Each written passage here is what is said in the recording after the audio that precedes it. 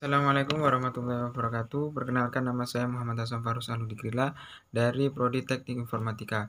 Di kesempatan ini saya akan menjelaskan sedikit tentang pengertian kinematika partikel.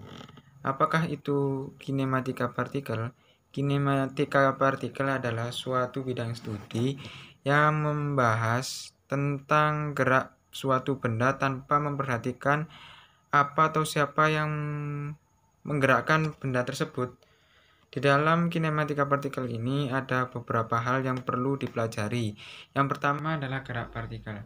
Gerak partikel adalah gerak dapat didefinisikan sebagai perubahan letak suatu partikel yang terus-menerus pada suatu lintasan tertentu.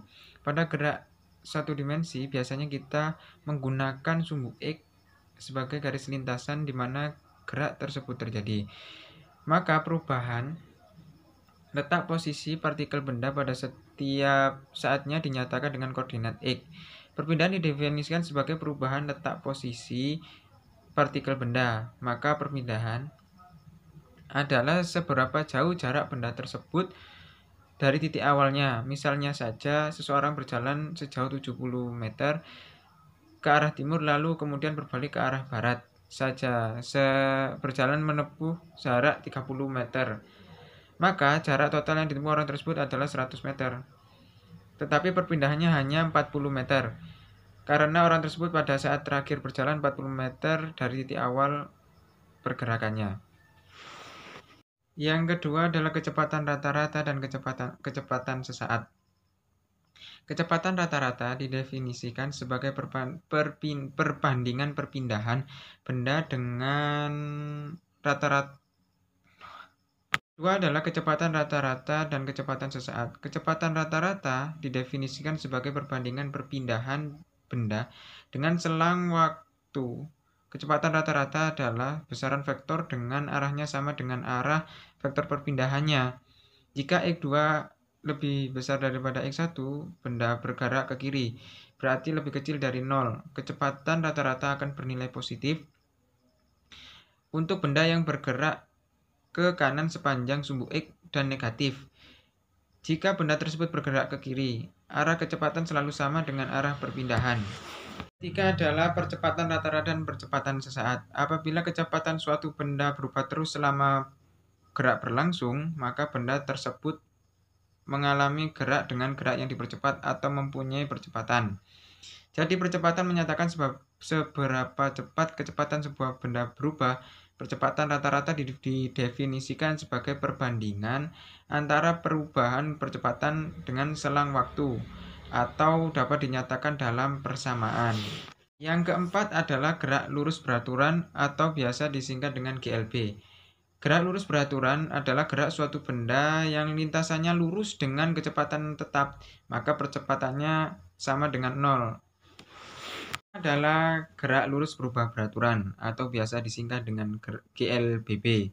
Gerak lurus berubah beraturan adalah gerak lurus dengan percepatan konstan, yaitu di mana kecepatan selalu berubah teratur selama gerak itu berlangsung.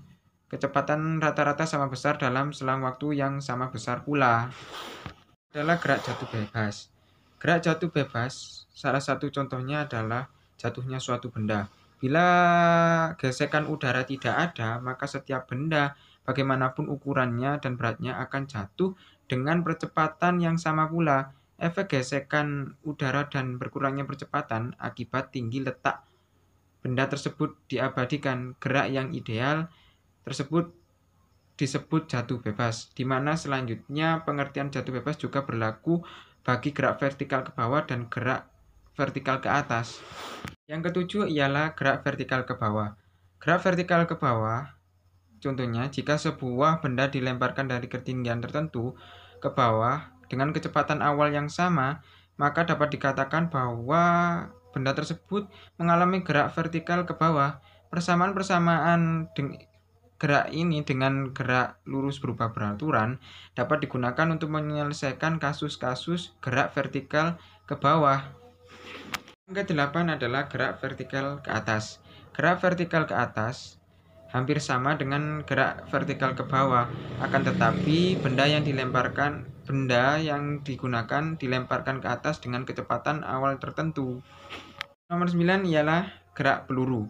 Gerak peluru atau disebut juga sebagai gerak parabolik merupakan gerak yang terdiri dari gabungan antara GLB pada sumbu horizontal dengan gabungan GLBB pada sumbu vertikal.